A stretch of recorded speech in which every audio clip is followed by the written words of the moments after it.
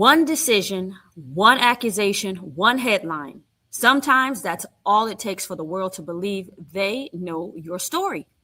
But what happens when the story everyone believes isn't the truth? Today's guest knows what it's like to lose years to injustice. She also knows what it takes to rebuild not just a life, but an identity.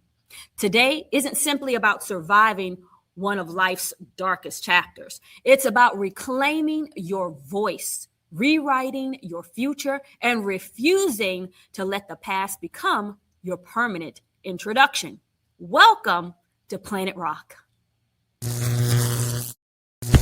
Welcome to the PlanetRoq podcast, the hottest show in the cosmos. Get ready for insight and inspiration right here on PlanetRoq with your special guest, Starling Thomas, and your cosmic guide through our ever-changing space and time. I'm your host, Raquel Herring.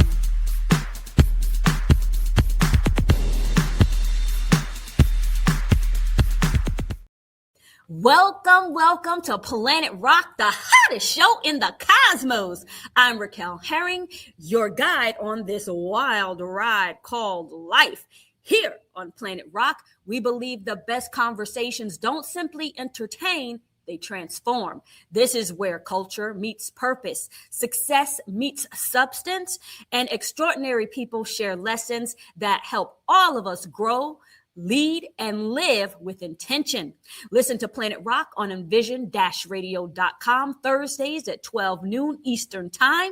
And whether you're all joining us on YouTube, Spotify, Apple Podcasts, iHeartRadio, or watching past episodes on YouTube at Raquel Herring, I am grateful you are here. So settle in, lean in, and let's elevate your life one conversation at a time right here on PlanetRoq.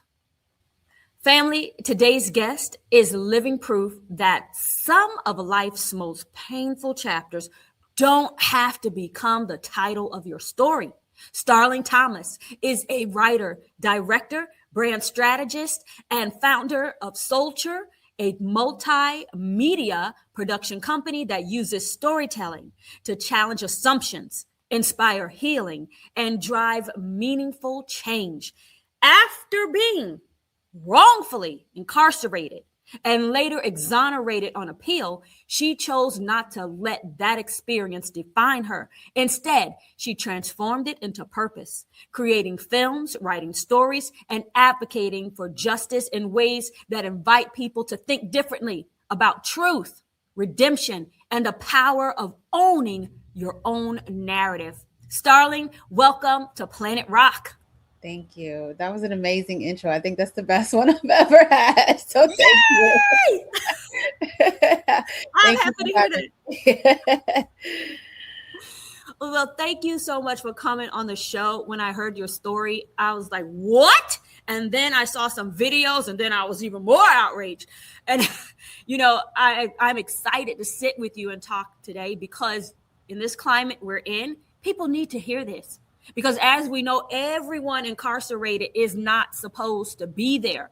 And I would like to spend time talking about the better things that's happening for you. I want to talk about the woman who refused to let it become her final chapter. Because before the headlines, before the courtroom, before the appeals, there was a woman with dreams, ambition, and a vision for her life. Please tell us, who was Starling Thomas before the world interrupted her story? That's so amazing. I don't think anybody's ever asked me that in that way. I was a storyteller, a writer. I've been writing since I was 8 years old. I would say I was an advanced child because I was reading August Wilson and Maya Angelou. And, my mom, shout out to mom, because I would be in trouble or get on punishment. She'd be like, go write a 10-page paper or you're going to be on be grounded for 2 weeks. So although at the time I didn't like it, but it was instilling in me these gifts, helping. I call them gifts. I feel like these things that are given to us from God, that we are to share and be used for his purpose and greater good. These are gifts. And so, writing is a gift, storytelling is a gift. And then I, in college, I went to Florida A&M, shout out to them. HBCU, I studied journalism, and then I started doing film, and it kind of just like was able to mesh all of these gifts together. But it wasn't until I became incarcerated that I started using these gifts to elevate the things that were happening that I witnessed, and that my sisters who I was incarcerated with. And I've been impacted by the system. Like my, prison journey didn't start as an adult. My mother was beat by a cop in front of me when I was 8 years old at a doctor's office in Pantego, Texas, over medical records, because how dare a Black woman ask for her medical records because she wanted to see another doctor. And from that moment, my childhood was shattered, and, the mistrust that I had for the system ran really deep. And my mother took a plea deal because they told her if she didn't, that she would be looking at 10 years away from her kids, because it was assault and battery of a police officer, even though he attacked her. And so she signed the deal, and she was put on 8 years probation. In year 7, she is about 7 months pregnant with my baby brother. And she goes to report. She doesn't have the money to pay the fees, but she says, I'm here, I'm reporting. And they lock her up anyway at year 7. She only had 1 more year left on probation. And 8 years, that's a whole nother story. 8 years is a very long time to be on probation, because that's you're still not physically incarcerated, but you're still in the system. And so she went to prison. She gave birth to my brother, handcuffed and chained to a bed. And, I was 15 at the time. My aunt, we flew to go pick up my brother because he would have been a ward of the state after 3 days. That's all they give women, for somebody to come pick up their child. And, I feel like my childhood was basically gone at that point. I became a mother to my siblings. And then also, staying in contact with my mom and hearing about all of the stories and the things that she was going through, because we didn't talk on the phone that much. Phone calls are very expensive, so we wrote a lot. And so she would write me letters about the things that she was dealing with. And so I said, if I go to college, if I get educated, if I do all the things that society says I'm supposed to do, I will not end up in prison or jail. And that's just not the case in this country. And so about 15 years after my mom's incarceration, I found myself on the other side of freedom, fighting to get out in the federal system, which, if anybody has been through the system, the feds is a whole different beast than, state, which it's already has a lot of issues. But because of what I witnessed my mother go through, I refused to sign a plea deal for something that I didn't do. They were offering me 2 years, and I read through the plea deal agreement. I had a public defender. Shout out to Jerome. He's a judge now. But I had an amazing public defender, and, he didn't push the deal on me when I told him I didn't want to sign it, because at the bottom of it, it's all these things that are not mine. Money's that's not mine. Houses are not mine. Cars are not mine. I'm talking millions of dollars, right? There's pounds of cannabis that's not mine. And then at the very bottom of the appeal, the plea deal, it says, if you sign this, you will waive all of your rights, even to appeal this conviction or these charges, however they word it. And I just couldn't do it. I said, if I'm going to go to war, and I'm not just going to sign away my rights. If I'm going to do time in prison for something I didn't do, then I'm going to fight for my freedom. And that's what I did. And the government was mad. After I declined, they superseded the indictment and hit me with 13 more counts. And I was looking at over 100 years if I was sentenced to the max on each account. And so I said, hey, I gave it to God. It was one of those times in your life when you can do nothing but give it to God. And I just surrendered, and, I said, whatever will be, will be. And I ended up losing my trial.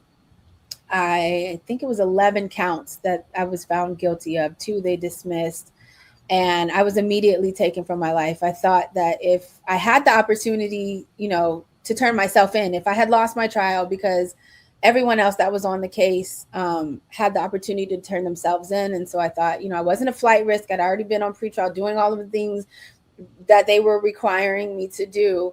That I would get the opportunity to get my affairs in order before I turned myself in. And that was not the case. They immediately snatched me from my life, and I became, incarcerated at that moment. That's when everything in my life shifted. So, yeah. It's been a journey, but I won in the long run in God, because I can't say that I got it on my own. I beat the feds, and I am part of the 2% of the American prison population in the federal system that wins their case on appeal. The feds have a 98% conviction rate, and they have that for a reason. And most people take deals, and that's how they get the conviction rate that they have. Even innocent people, they just want to get it done and get out as soon as they can. And the system is not designed for us to defend ourselves. It's not designed for us to even, when you go to trial, you're punished more. Even with my sentencing, the government wanted me to do 8.5 years, I believe.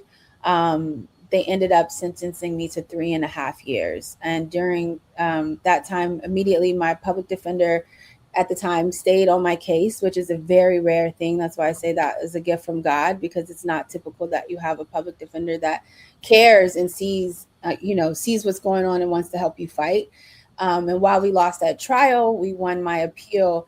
2 years later, I was being escorted off of the prison compound before they did count, because I no longer was, incarcerated. And so it took the feds about 6 months. They were trying to debate on whether or not they wanted to retry my case. And about 6 months later, I got a call that all of the 11 counts had been overturned, and they would not be, retrying the case. And so from then, the moment I got out, I knew that I was going to tell these stories. I knew that I was going to elevate the stories of my sisters. I knew that these gifts and, that all of the work that I had been doing, I always said, they took my time, but they could never take my mind. And so I looked at the 2 years as a way to just become a master of my craft. I read so many books, but I read this one book. It's like the Book of Mastery, and it talks about getting the 10,000 hours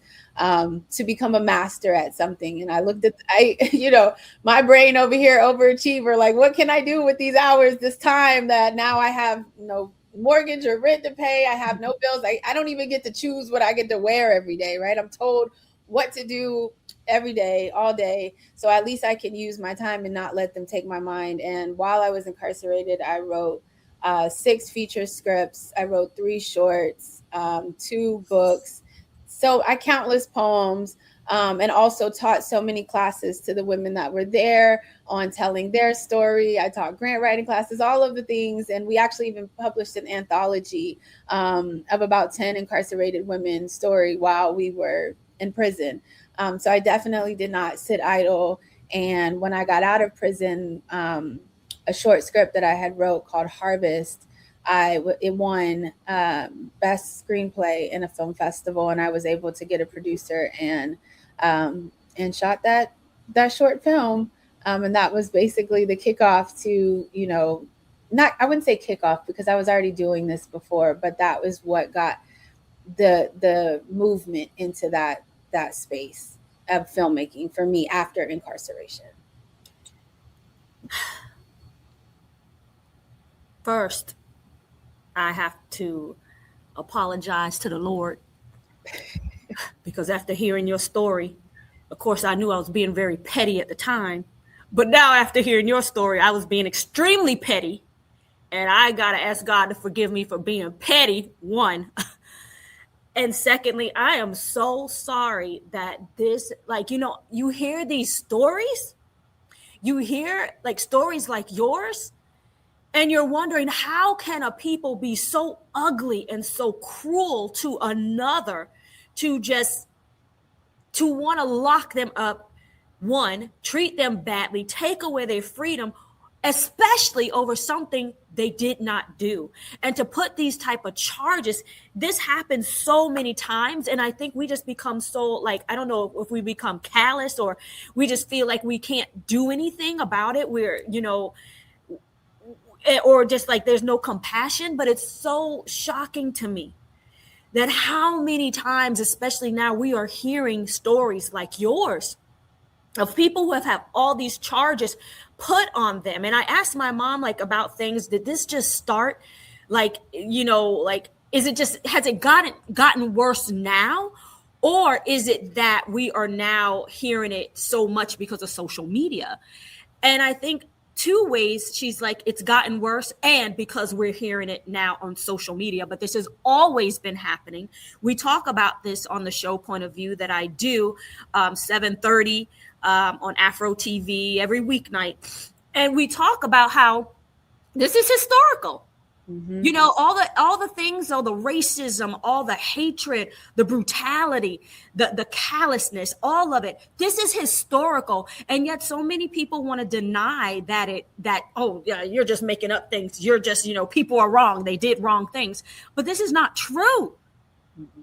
To put these counts on you, you had none of this. You said houses, cannabis, all this. My gosh. And so it just brings you to a place of thinking, how many other people is this happening to? What's the percentage of people who are literally innocent and those who actually should be having charges? Or maybe the charges is like unusual. What do they call that in the amendment? It's a cruel and unusual punishment, to give someone a sentence that is not like really corresponding to the crime. I mean, Black people are given sentences, lifetimes, as huge sentences for what? For nothing. And yet here you have a white person who gets way less sentencing for worse crimes. And it's just, I don't understand why that doesn't fall into cruel and unusual punishment. But we don't write the laws, right?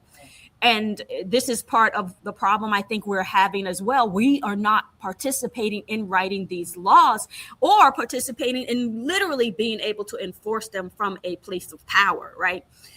And so I hear this and it just, I'm not trying to talk the whole interview because this is not about me, but it hurts me. It hurts me to my heart to hear that, I'm being petty and someone's going through way worse. 100,000 times worse than what I'm even complaining about. And how many times is that happening to not just me, but other people?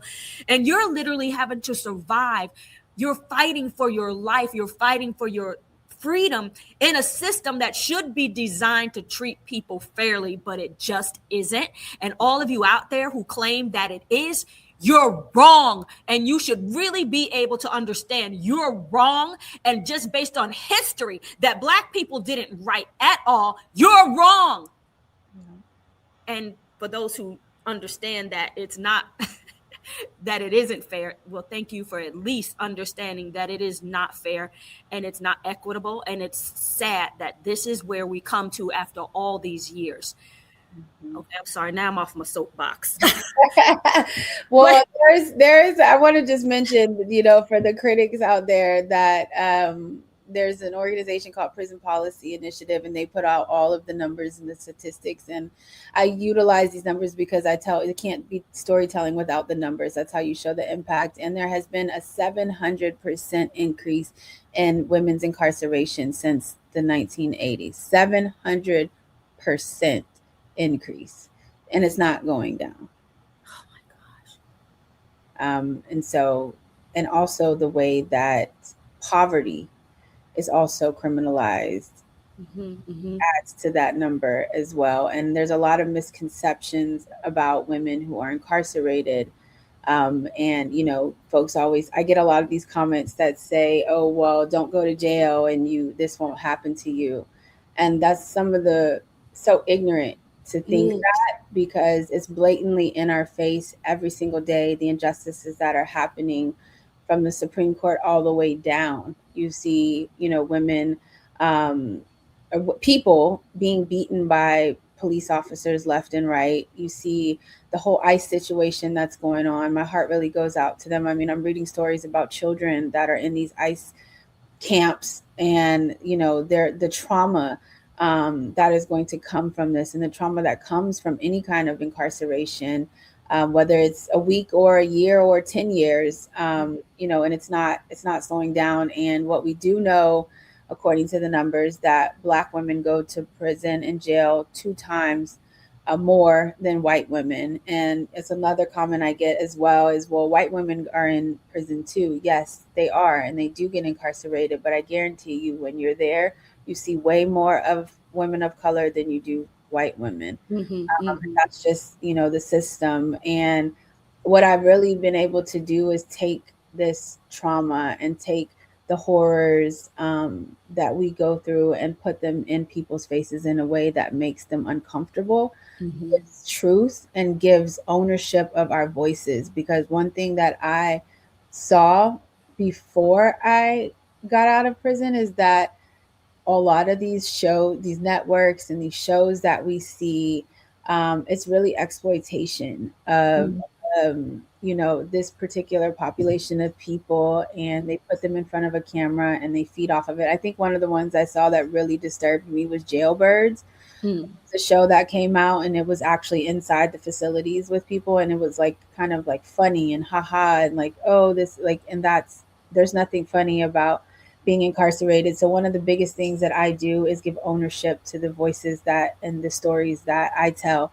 Even mine included. I'm the one behind the camera. I'm the one writing. I'm the one who is leading and navigating these stories. I feel like once these films come out, people are really going to see things in a different light. And obviously these films are for my sisters, for my justice impacted sisters, but they're also going to be used as tools for legislation and advocacy and getting in front of judges and prosecutors and these folks, lobbyists and these people who are, the ones who have the power, right? A lot of us don't even know what the process is. I didn't. I had to learn how does the law get put into place? Who is the one that oversees? Because even so, there's laws now that ban shackling. Like I'm in Texas, they have the banning of shackling of pregnant women, which is still something that goes on to this day, but there's nobody overseeing it, and they still leave that up to the facility. And to me, that's always been crazy. And if you are never in the history of any woman giving birth has she ever ran, right? Unless she was escaping slavery. Yeah. And so for you to handcuff and chain a pregnant woman is detrimental. And I just recently posted a video last week out of Arizona, and a cop is brutally punching a pregnant woman. She's 9 months pregnant. She got arrested for reckless driving, which, come on now. And that you see the cop, she's in handcuffs behind her chain, and he's punching her in her head. And when they asked the cop why she did that, because she resigned, but now she's been indicted. So we'll see what happens. She has a trial later this year. But she said that she reverted to her training, that her training was what made her act in that manner and brutally punch this pregnant woman in her head multiple times. So when she says her training, and I saw that video, when she said her training, is she saying that they're telling her that this is what you do? Or did they she's a Manchurian candidate? They kind of place something in her. I mean, like, what I took from it, it was an excuse. I actually listened. What I didn't put in the video was the full audio recording, because I did a lot of research. I always do research before I post anything. And she, I think she was coached on what to say. And that was what was told to her to say was, I reverted to my training. She said, obviously that doesn't look good what you're seeing, but I just reverted back to my training and this was after she lied in the report, didn't report what had happened, that she beat this woman. None of that was in the report. So her training, and honestly, I believe her, because that she's not the only one. This is going on for centuries. Right. And that's one of the things with my film Born Captive, which is coming out later this year, starring the amazing Naturi Naughton-Lewis. So she's a great actress. She brings it to life. That character, she's that character in that moment. She's a wonderful. I knew she would do well. And it was all God aligned. When I started working on this film, I didn't have Naturi Naughton-Lewis budget. Okay. So I was like, when it did come across that I had the opportunity, she read the script and she loved it and she thought it was super powerful. And, I knew she was going to do well because she's an amazing actress, but on set, I forgot I was directing at sometimes because I was so engulfed into her performance and the story and what I was witnessing that I knew that this film is really going to change people's perspective on what it is like to be incarcerated for not having money, for poverty, and then also giving birth in a cell. And it's inspired by my mother's story. And Naturi also was her company Take Two Entertainment, and she also was executive producer and co-director. So it was an amazing experience to work on this film with her. But yeah, we go through the film. It follows Naomi, and it's inspired by my mother when she got incarcerated for not being able to pay her probation fees, and she goes into labor in this cell. Dirty jail cell, and every time she's starting to have major contractions, we're transported into another time period where we see Black women birthing in bondage. And so we go back into an enslaved ancestor. We go back into the civil rights movement, and then we go back into the 80s, 90s, where the war on drugs was really a war on Black people. And we see the centuries of bondage that this country has had us in, and what the system has done and what it's continuing to do to women and families. And yes, men go to prison at a higher rate than we do, but it is completely different when a woman becomes incarcerated, because she is usually the pillar of her household and is the main provider for her children and her family. And so it completely detonates the family structure and causes generational trauma. And one thing for me in this work is that I'm using storytelling as a tool for healing from all of the trauma. And that's one of the feelings that I don't think money could ever replace. Right. Seeing that impact that it makes when somebody sees their story on screen, or when somebody gets the opportunity to tell their story for the first time, and they're in a safe space that they're comfortable with, that if they break down bawling, crying, I'm not going to say, keep the cameras rolling, get that. I'm going to stop production.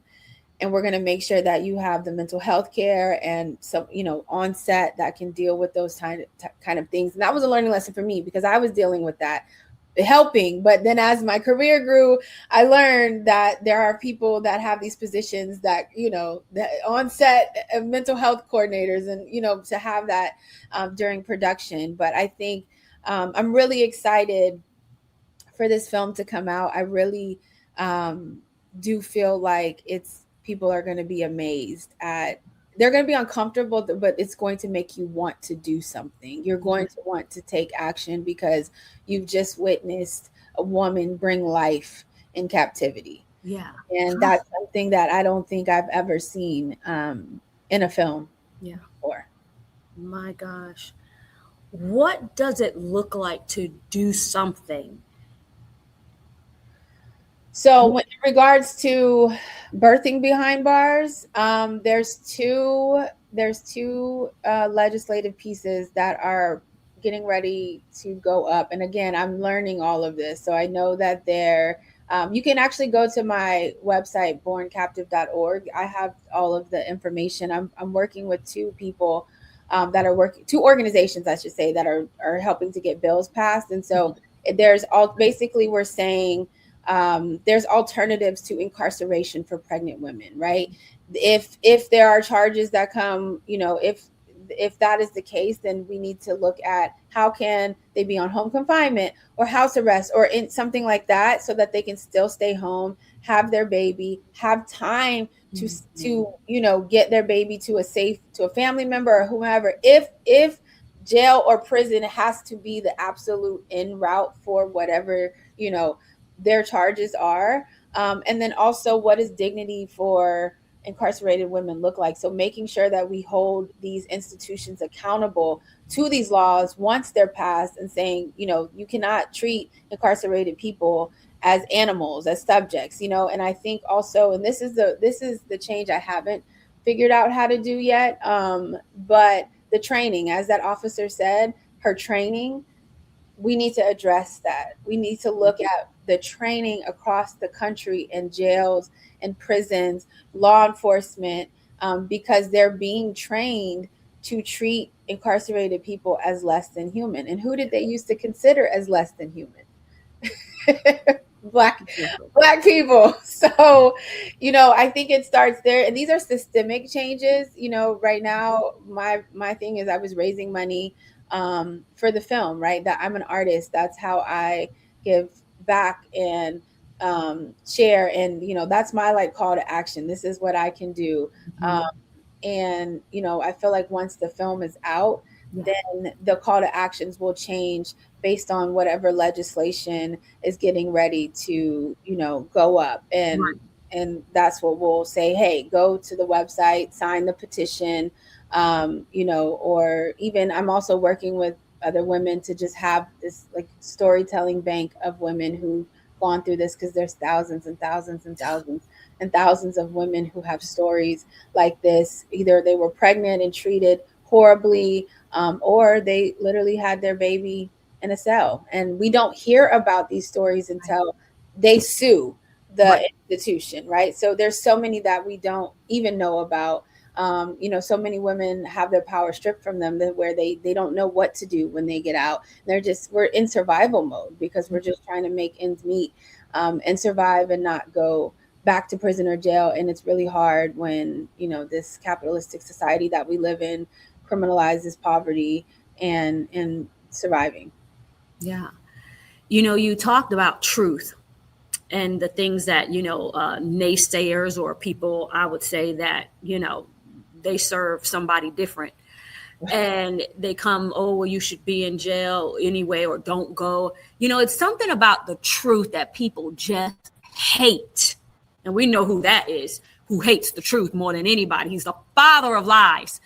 And then, for them to have the audacity to say the things they say, it just says, it shows who you are and whose you are, that you're willing to come against the truth because you just don't like the truth. And rather than just face the truth, because it is what it is. We didn't write the textbooks about it. A lot of us didn't write the history books about it that are being read or taken out today. And yet they still don't want to accept the truth. But accepting the truth, at least at that point, you see the truth, you accept it, and then you do something about it. Because taking history out of the school systems and trying to redefine it based on now that everybody can see what the words have been there all along, and they're not accepting the perception that has been taught to them anymore. Now you give a different truth, but then you keep doing the same things. So it's like, how do you ever get away from the truth or truly just deny the truth? If you're just denying what the truth is after it keeps repeating itself over and over, there's just no truth in you. Right. And you can't even say that that you're Christian or whatever. At this point, you're just a lover of Satan because you don't like the truth. Right. And how can you change anything? But I guess most people don't want to change anything because, like you say, it's capitalistic. You turn the court systems and all of it into another form of banking. Yep. Where people are constantly having to fight for their life. Some can, some are their resources are drained. Some of them end up didn't have resources and have to just deal with a system that's incarcerating them, one, unfairly, or that shouldn't be doing it at all. It's so.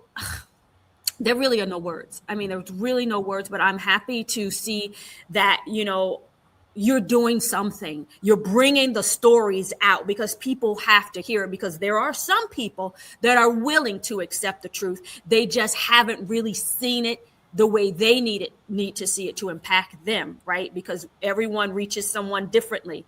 And we even talk about it like here on the show, the same thing. You know, some people will speak about it. Some people make movies about it. Some people, there's jobs or like the body in Christ, you know, everyone has a different purpose in that body. Right. And, you know, not everybody's going to be the fighter, but they're going to be the one to speak about it. Not everyone's going to, you know, go to war, but they'll be the one to make the movies so you can see and hear and have better understanding about what's going on. So thank you so much for that. I love that you call it a gift, and clearly you're excellent at storytelling, because I haven't had to ask a question yet, and you told everything, and I'm like, I don't even know if I have questions now. I still have to go over the show. You know, as storytellers, we can talk. We just go. I love it though. I was like, well, let me let her go. I don't have to.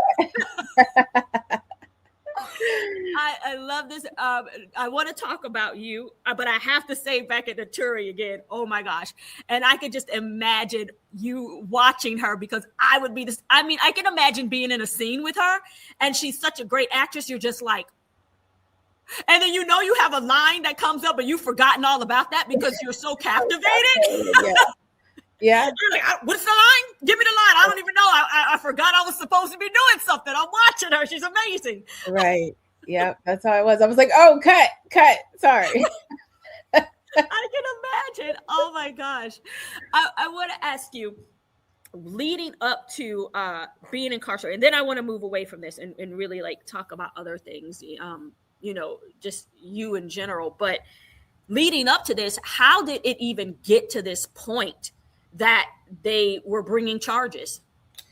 So, you know how, I don't know if your grandmother used to tell you, but my grandmother used to tell me, be careful who you call your friends. Oh, my mom says it still to this day. That's right. Well, it's very true. And I had a former friend in college. I got a call from her. I had just graduated and I was struggling. There were no jobs. I came out right when we had that horrible recession thing in 2012. I was trying to find jobs, I had left from where I was living in college and moved back home, and just having a difficult time trying to survive and find my place. And I got a call and she said, hey, do you, and I was actively looking for a job too at the time. And she said, hey, do you want to come to California? It's nothing illegal, and you can make some extra money. A red flag should have went up when she said nothing illegal, but hey, I'm in survival mode. I'm in my early 20s, and I'm like, sure, this is somebody I went to school with. I wouldn't think that she would put me in any kind of harm's way. And went to California, and there was a guy there that she introduced me to, and hey, we have, we're just going to put some money in your bank account and you just take some money out, and then you can go on your way. So I didn't question it the way that I should have questioned it. If I, now looking back, right, I should have asked a lot of questions.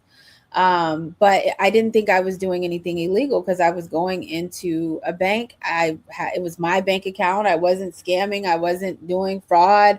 And, I thought the money was coming from him. I had no idea that it was a whole, as the government says, conspiracy of people that were so basically what the whole conspiracy was is that there were people in Florida people in California were shipping cannabis to people in Florida, which it was legal in California, illegal in Florida at the time. And I was one of hundreds of people that were used over their span of 3 years or 4 years. I can't remember of them doing that.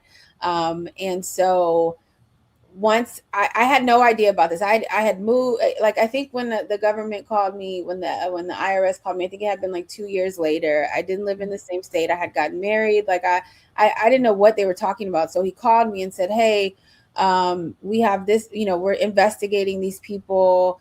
And he said, we want to talk to you. Can you come and talk to us on a recorded line? And I'm like, and then he called my job too, mind you that. Okay. Wow. Yeah, I'm doing just working, living my life. They called my job. And I was really, because I was like, am I in trouble? Like, what is this? Like, why is the IRS calling me? Like, that's to be determined. These people target people like you, and we want you to come down and bring any messages or email anything you have. And I had a new phone at the time. I had nothing. I had no communication with them anymore. When I was out there, that last day I was out there, something in me didn't feel right. Something just felt off. And so I was like, I'm not coming back out here anymore. I don't know what y'all have going on, but I'm done. Right. Wash my hands with it. And, so fast forward 2 years, then the IRS is saying to come speak to them. And I agreed at first. But because I saw how the system does us, because I lived it with my mother, I had no trust. And they gave me no time to get an attorney. It was literally like a Friday, and they were like, you need to come Monday. They wanted me to drive like 2 hours to meet them.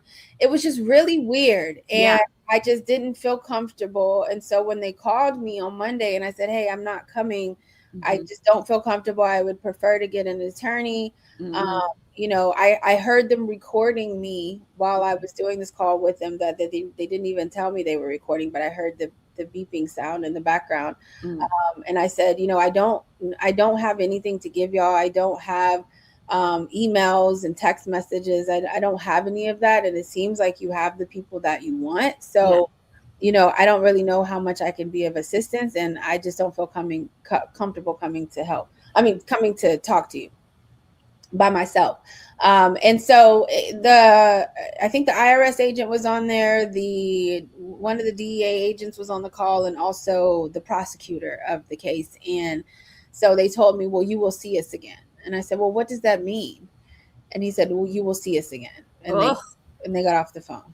About a month later, I was at work again. So they were intentionally trying to embarrass me because they had my address, and they pulled up and arrested me at my job, my place of employment, basically kidnapped me, because that's what it felt like. And then, that's when the whole court proceedings started. And then at that time, I don't think I was under indictment. I remember sitting in that holding cell, and they were bringing me, the court documents, and they didn't even know what they were doing. They were shuffling around. I was like, what am I being charged with? It took them 10 minutes to figure out what I was even being charged with. They questioned me. There was no recorder. They just were taking notes. And then they left. And then my journey in the system, the federal system, started, and I had to start reporting to probation and gearing up for to go to California. I had to fly to California to report there to the judge there, and that's kind of how it started. So once I got all of the evidence, because a lot of people have no idea, and so many women, that's why they sit a long time incarcerated. They have no idea how it works. I had no idea until I was fighting for my life, and I got all of the evidence. I went through everything, all that. They weren't even supposed to send me. They asked for it back, actually, after they sent it to me. Wow. It was a hot mess. And, I was facing one count originally. It was conspiracy to structure financial transactions. So what I learned in the process is that if you have, let's say you have $15,000 and you go put in $5,000 one day, and then next week you go put in another $5,000, that can be considered structuring financial transactions, because you're not putting the entire $15,000 into the bank. Most people have no idea about this. Wow. The average person doesn't know. It's usually people who are very, very, very wealthy, or people who work at the bank. Like, those are the folks who typically know these kind of IRS reporting laws, not just the population of people. Right. And so, when I looked at the evidence and I looked at the charge, and I said, you know what, I'm going to fight this. I think I can beat this. Like, I feel like they're just trying to make an example out of me because I didn't cooperate with them in the way that they would have liked me to. And so after I declined the plea deal is when they decided to trump up the charges and turn that one charge into 13 charges. And then like a month before trial. So I had no, like really no way to be like, oh, well, let me change my mind, or no, we're going to trial. You're facing over 100 years. We're going to take it to the fullest extent. And I was the only person on my case that went to trial. So that also enraged them because everybody else took a plea deal, but I refused. Just take the deal so we can lock you up. Doesn't matter if it's true. Just take the deal. Take the deal. And that's what I had a public defender. The first public defender I had was not sent from God. And I was going back and forth with him. He was trying to make me take the deal, and everybody's taking it. It's only 2 years. And this is how they talk to people. This is how they talk to people about their lives. And I always say God sent Jerome, and he was actually the second attorney that was on my case when we were going to get ready for trial. And the other attorney just mysteriously dropped off. I don't know where he went, but Jerome became my main attorney. And like I said, we didn't win at trial, but he took it. Yeah, he won appeal. I mean, I like to believe my case helped his career because he's now a judge. Yeah. Wow. Well, but you never hear that. Like that a public defender, one, is good. Secondly, they have a heart. Third, they even know the case. Right. And that they're willing to stick with you. That's a amazing story because you don't hear that. Yeah. No, not for a public defender. Mm-hmm. I mean, looking back, what part of your identity did you fight the hardest to hold on to during those years? I would say, just my dignity, like my dignity as a woman, as a human was just everything in even from the intake, from the interaction with law enforcement to the intake, to the court, to the jail, to prison, that process is so inhumane. And especially for women, there were times when I had one of the facilities I was in, mind you, I was in 5 different facilities before I got to the prison. Gave us 2 pairs of disposable underwear a week. What? Yeah, they'd be so overcrowded. We'd be sleeping on the floor or sleeping on cots on the floor, or you taking a shower and there's mold all over the bathroom, or some of them don't even have stalls for the restroom. So you're sitting on a toilet with 10 other people in a line, and that's how you have to use the restroom. Not to mention, being on your menstrual cycle and not being able to access pads or tampons because you don't have money on commissary to purchase them, and they give you, 8 for a cell, or a small box for a cell of 15 to 20 women, one of the bigger units that have 15 to 20 women. It's just holding on to,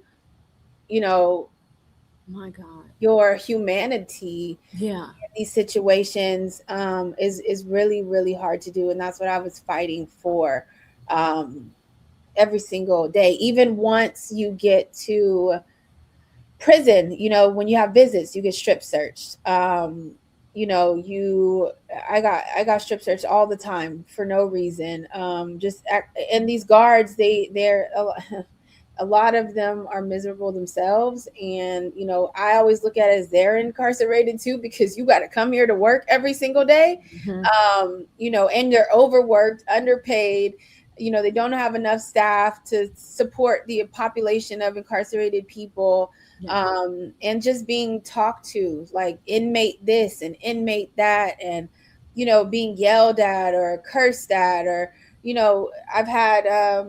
I've had a guard threaten that they could take away my family visits because I didn't do something that they liked, or just really that dignity, I think, was the hardest thing for me because it's soul crushing, and a lot of these women are so intelligent, such light, such big hearts, love their kids. whether they got caught up with whatever man they were with or caught up. I saw grandmothers, elderly women that were there because they answered a phone call and their son was being investigated. And so they get caught up. And that's why with my documentary, I'm exposing that conspiracy law, because the federal government uses conspiracy laws to entrap all the time. They might have one or two or three people that they really know. These are the kingpin. This is the one we're after. This is who we're going to lock up all and put all of these people. Some of the women had 100 people on their indictment. They don't know people. You have co-defendants that you've never met. I had co-defendants. I think there was 8 people on my case. I knew one of them. All of the other co-defendants I'd never met before.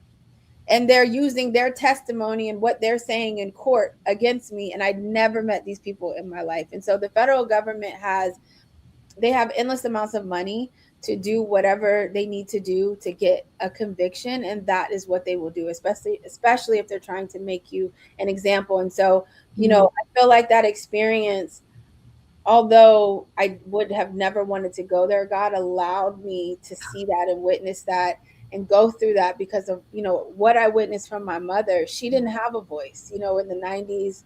Yeah. We didn't have cell phones. We didn't have a way, all of these so-called, organizations that come in and help and are supposed to fight for your rights. They didn't give a damn about my mom. They didn't care about this Black woman who got beat by a cop.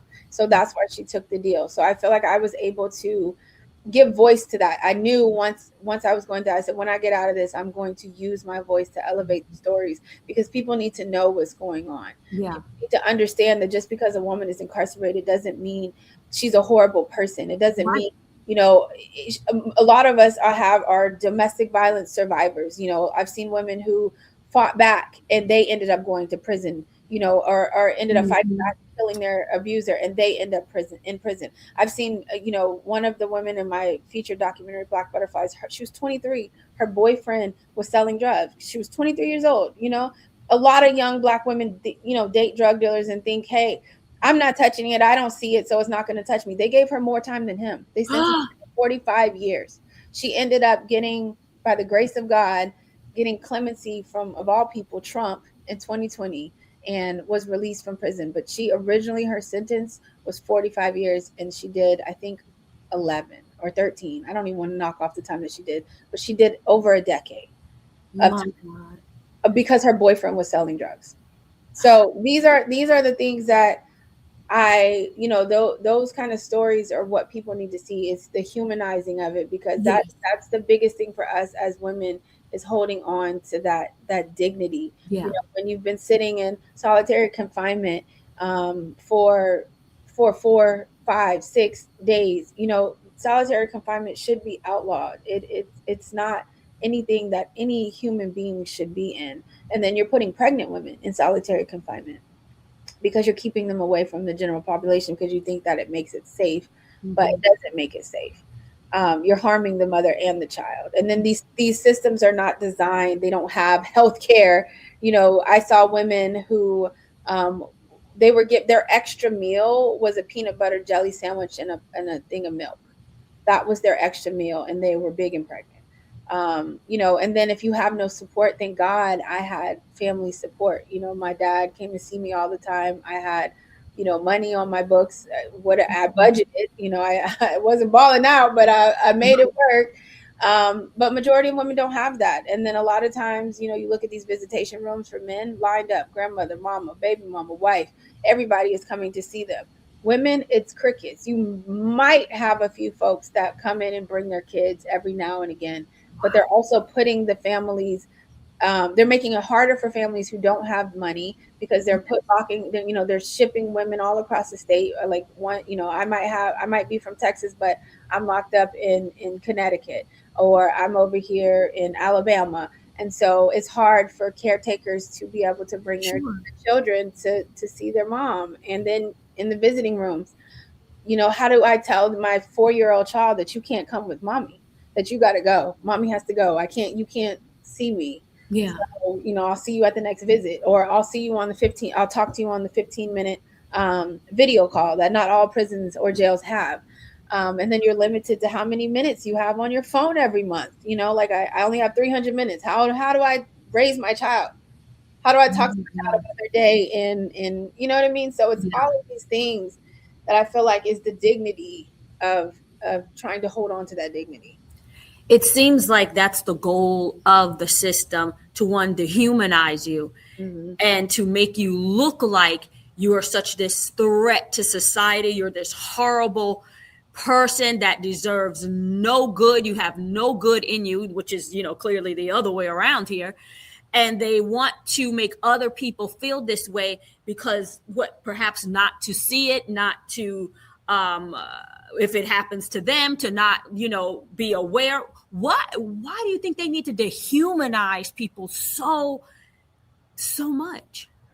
I don't know. I mean, I always look at the history. It's historical. This country has always dehumanized people of color, like whether they're Native or, Black people, African people, Asian people. If you look at the history of this country, that is just what it's been. I think, one of my favorite films from Ava DuVernay, 13th, it talks a lot about that history and how once that, that 13th Amendment was put in place, they were able to say, slavery is illegal except for, if you've committed a crime. So that allows involuntary servitude. Right. And that is legal slavery. It's not, slavery is still not, it's not gone. It's still here. It's every day in these prisons and jails across the country where people are working as slaves for free. I know for a fact in the state of Texas, they do not pay them to work. I was grateful. I was in the feds because I got paid $50 a month and worked every day of the week. So, and I got $50. I was making cents on the hour working for a company called Unicor, where all of these major, like there's coffee, all of these major companies that benefit off of prison labor. And so, again, this administration privatized prisons and, it's slave labor. A lot of these companies are using it because it's cheap. It's basically free. And they're making millions of dollars, and people don't even know. If we're so bad, if incarcerated people are so bad, well, sometimes you might be on the phone with one because they have a phone call company that calls and does this. Yeah, I worked where I was on the computer and was different products. Merchandising and stuff visually on the computer. Yeah. Also, they make underwear for some of these big companies. They make license plates. They make all kind of things are being made behind, these prison walls, and people have no idea that they're buying stuff that's made from incarcerated people. I don't know if they knew if it would make them stop buying it or not, but we can't be that all be bad if we're doing something, right? Right. So interesting. I was telling my mom this because we look at some people who do such horrible crimes, they don't get incarcerated. And and I'm just going to keep it on Black because we know that's the biggest issue. And then other people who have done literally nothing to maybe the most minimal crime that they get the most time. And I said to her, I think they are looking at a standard that person who clearly is nuts, we can't get them to do much of anything. So let's not incarcerate them. Let's leave them out there. But the ones that have, they have some health, they have some smarts, we can get them to work. So that's the one we need in the system. So that's the one that we're going to focus on. And for you saying that, it makes me think now, oh my gosh, this is just me observing. It's not me having any prior knowledge. And now that you say this, I'm like, oh my gosh, I feel like I was onto something, or I'm right, because how can someone who's literally nuts not go to prison, who has done the most horrible crime, and somebody else? What are you looking at the standard to say, okay, this one, put them in there because you want people to work? Is it really about locking criminals up, or is it really finding something to lock somebody up for that is going to fit the standard that you need to put them in involuntary servitude? Yeah, look at this. If you look back in history at the slave trade, when they had us up on the docks and they were, bidding, how they looked at us like cattle. So it hasn't changed. It's just I always say, it just changed uniforms. It hasn't changed. Slavery is still existent and it's live and well. And now with the whole immigration and ICE, it's only gotten worse. It's getting worse, and will continue to get worse, because now they're targeting they're really targeting anybody at this point, and people are really scared. And I don't even know, I always say there's so much going on in the world. It's hard to be in all the fights, but I'm an empath, so I see and feel it all. Yes. But what's going on right now, is just so devastating. It is. How do people keep themselves safe?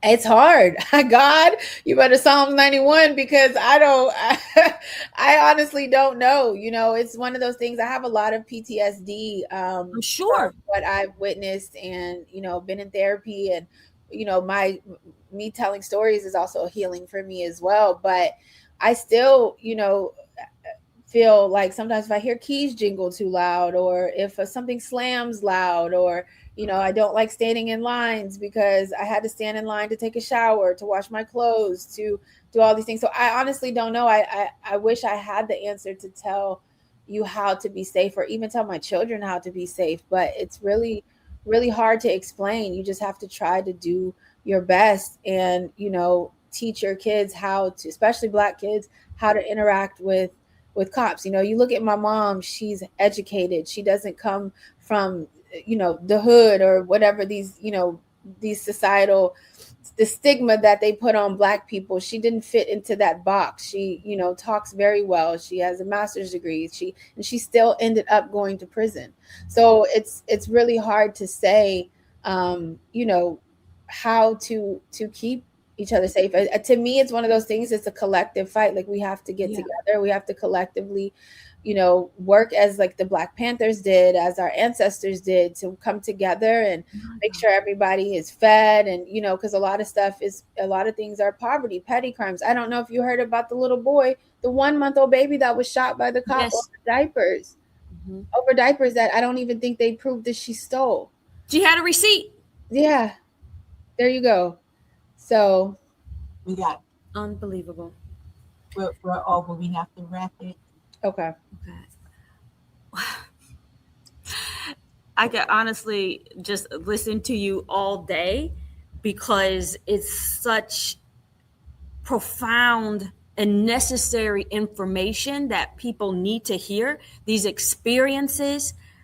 Please tell us your movies that are coming out, when they're coming out, your documentary. Take your time. Please let us know.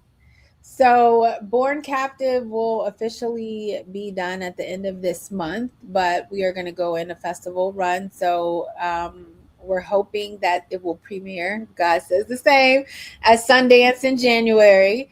And then we'll, distribute it out after that. And you can find out, stay involved, go to borncaptive.org, and stay up to date. And also follow me on socials at The Real Starling. And then Black Butterflies, we are still currently in production. So we're hoping to wrap production by the end of the year, or by the end of next year.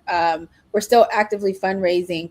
And so you can go to blackbutterfliesdoc.com, blackbutterfliesdoc.com, and get involved with the movement, donate to the film, just kind of get up to date on what's going on, and sign up for our newsletter there.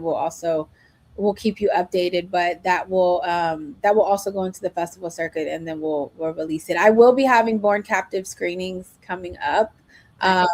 So I can definitely keep you updated on those. I know in October we're doing one in Alabama. So yeah, and these are more community-based screenings, because obviously it's great to have this film with Naturi, but also there is impact that comes along with the project. Right. That's the biggest thing for me with that project. Absolutely. Well, glory to God. I mean, hearing your story, the strength, and like you said, it was from God, because like you decided to take control of a narrative and use what was meant to destroy you to inspire others. And I'm grateful for your message, because it's clear that no matter what happens, we still have a choice about the next chapter. Thank you for reminding us of that, Starling. I am so grateful to have had you on the show today. Thank you for taking the time, not just for sharing your story, but for sharing your perspective. You know, it just wasn't simply a conversation about injustice. Especially as heated as things are now, it's a conversation about identity, humanity, truth, healing, and the courage to reclaim your voice when the world thinks it already knows your story and has decided it's going to write you off. And thank God that didn't happen to you. And to everyone watching or listening, I hope you leave with this thought. Your life is bigger than the hardest chapter. Do not allow one mistake, one disappointment, one season of pain, or someone else's opinion to become the title of your story. You still have pages left to write. If today's conversation encouraged you, challenged you, or gave you a new perspective, share it with someone who needs to hear it. Join the conversation in the comments, subscribe, and be a part of our PlanetRoq community. Wow.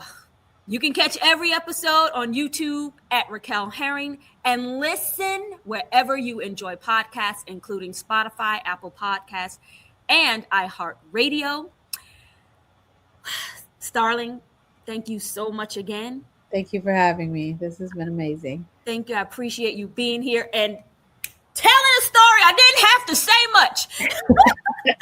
And until the next time, you all keep asking better questions.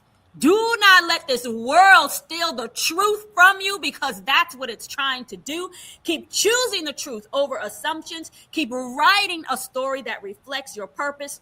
I'm Raquel Herring, and this is PlanetRoq. What an awesome show full of insight and inspiration. Thank you to our guests and listeners.